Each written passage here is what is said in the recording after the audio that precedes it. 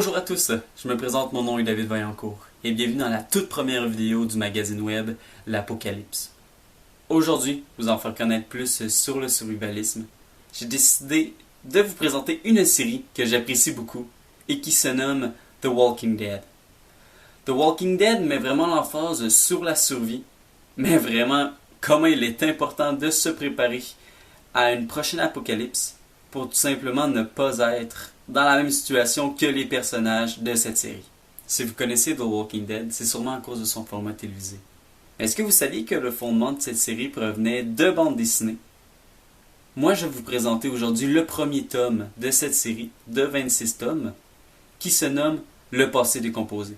The Walking Dead est paru en 2004 et a été réalisé par l'auteur Robert Kirkman et a été illustré par le dessinateur Tony Moore. Bon, maintenant que vous en savez un peu plus sur Walking Dead, laissez-moi vous présenter le résumé du premier tome.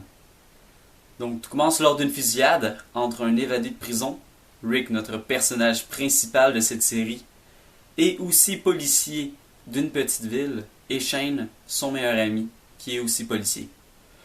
Malheureusement pour Rick, celui-ci sera touché par une balle tirée par l'évadé de prison, et celui-ci tombera rapidement dans le coma.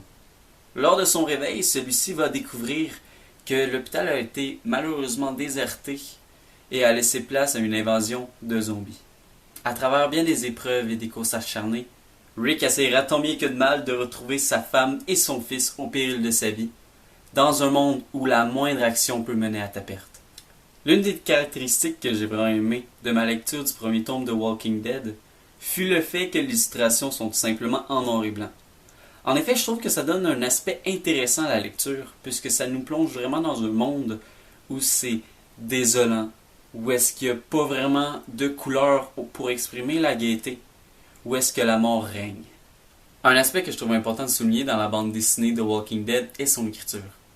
En effet, on peut remarquer que dans les bulles, c'est-à-dire les dialogues des personnages, l'entièreté du texte est faite en lettres majuscules. On peut aussi apercevoir que certains mots sont mis en gras, simplement pour leur donner une plus grande importance et ainsi permettre au lecteur de cerner qu'est-ce qui est vraiment important dans le dialogue du personnage.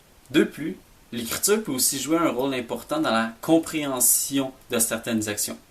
C'est-à-dire qu'il peut y avoir des mots en arrière-plan de certaines cases, c'est-à-dire les images, qui peuvent venir renforcer celles-ci, par exemple avec des mots comme « toc » pour un coup de hache ou « blam » pour un coup de fusil.